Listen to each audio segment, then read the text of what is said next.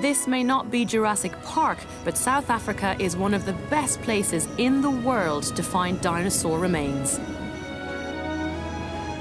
About 200 million years ago, some of the biggest creatures to ever walk the Earth appeared here.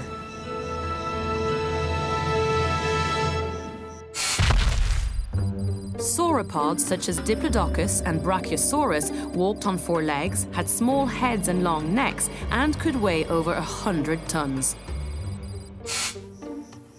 Paul Barrett from the Natural History Museum is joining teams from Johannesburg and Munich to work out how these vast creatures came into existence. Well, we just walk around with our eyes to the ground, basically.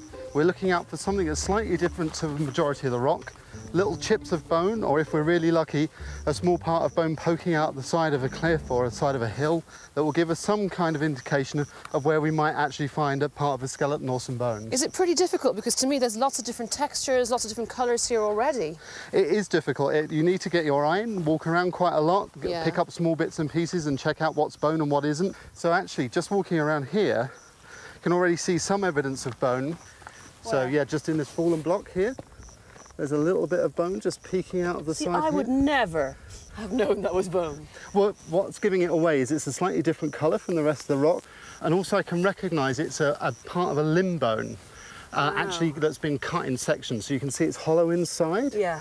And then it has this thick layer of bone around the outer part of it. So it's a very characteristic shape.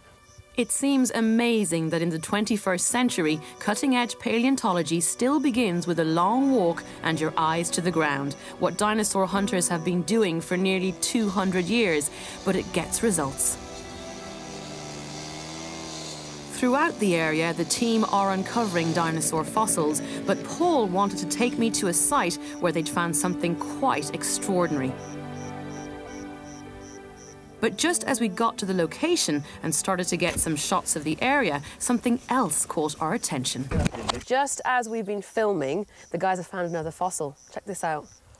It's very small, guys. What is that? It seems to be a prosauropod tooth. While the sauropods were huge, lumbering beasts up to 30 meters long, the prosauropods that came before them were much smaller animals that primarily walked on 2 legs. But little is known about how one evolved into the other.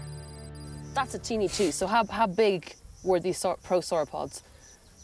So this will be similar size as some of the other ones we were finding. So maybe sort of like a 6-meter long animal. Yeah. The tooth is missing quite a bit of the root down here at the bottom. OK, so we'd have it maybe about this length in total. I was already impressed with the prosauropod tooth, but Paul wanted to show me why he'd really brought me to this barren hillside. A leg and rib bone from an entirely different dinosaur. This particular dinosaur is what we think is a new species of large plant-eating dinosaur, and one that's actually a close relative of the sauropod dinosaurs. This animal is quite important because it comes from near the time when the sauropods started to get very large and actually went down onto all 4s. So this animal is still walking around on its hind limbs, like most prosauropods, but it has a number of features that are a bit more like sauropods. So it seems to be, if you like, caught in the act just before it goes down onto all 4s and becomes a true sauropod. This seems to be something in the transition between those 2 grades of dinosaur. This discovery looks like the missing link between the prosauropods and the 4-legged giants that came later, and Paul seems very sure about what's been found. How can you tell?